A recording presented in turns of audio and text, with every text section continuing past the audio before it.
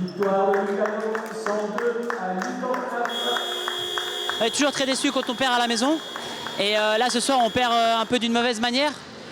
On est tombé dans le piège de Lugano, où c'est une équipe qui, si elle peut dérouler son jeu, ils sont capables de marquer beaucoup de points. Ils ont marqué 102 points ce soir. Et voilà, on est rentré un petit peu pas comme il faut dans le match. Et on a peiné un petit peu, on a peiné. Qu'est-ce qui a manqué justement? C'est la défense? Moi, je pense clairement. Clairement, en attaque, mine de rien, on met quand même 90 points, 89 points. On a eu un moment où on a paniqué, on a arrêté un peu de jouer, mais clairement, c'est en défense qu'on aurait pu faire mieux. Est-ce qu'il n'y avait pas un excès de confiance d'affronter ce soir le dernier du classement? Sûrement, sûrement. Pas seulement ça, sinon le fait qu'on les ait battus chez eux d'une manière assez facile. Mais c'était il y a longtemps, c'était la même équipe et qu'on veuille ou pas, c'est toujours, on peut le répéter, match piège, soyez prêts, ça va être différent. C'est toujours compliqué. Je pense que même pendant le match, on pensait à tout moment qu'on allait pouvoir changer le rythme, mais on n'a jamais réussi, c'est même eux qui l'ont fait. Tout au long du match, on se disait ça va tourner dans l'autre sens, ça va tourner dans l'autre sens. Et ça l'a jamais fait en fait. Et on a toujours été derrière. On a eu des bons passages où on faisait des jolis runs. Et à chaque fois derrière, on avait 2-3 minutes où on n'était pas bon. Moi le premier, et du coup ça nous a vraiment fait du mal ce soir. Le bébé Seignon est actuellement 4e au classement.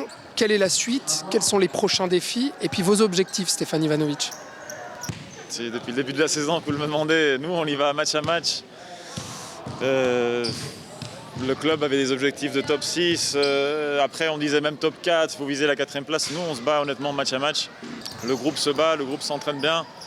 On arrive vers la fin de l'année. C'est aussi un peu un temps, la fatigue qui arrive. Le petit break nous fera du bien. On a encore un match avant ça mercredi. Important et qui va être assez dur pour Neuchâtel encore une fois. Voyons si on peut changer cette dynamique qu'on a pris maintenant.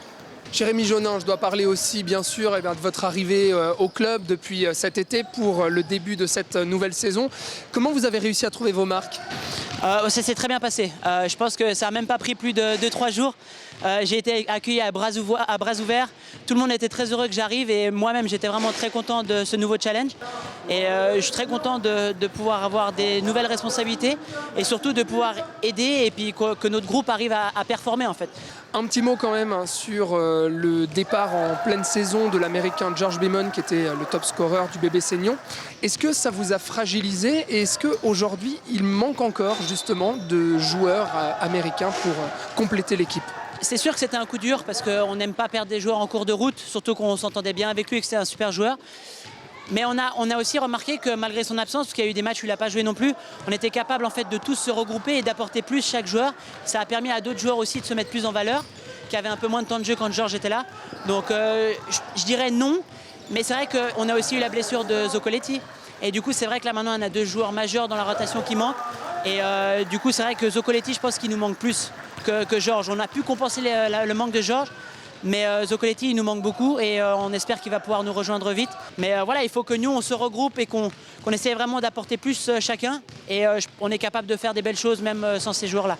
Je crois que cet événement-là, ce qu'il a fait, c'est surtout qu'il nous a soudés. Il est parti, c'est un accord on va dire des deux côtés. Il ne s'est pas vraiment adapté à la philosophie qu'on voulait dans l'équipe et dans le club. Et ce qu'on a priorisé par-dessus tout, c'est le groupe.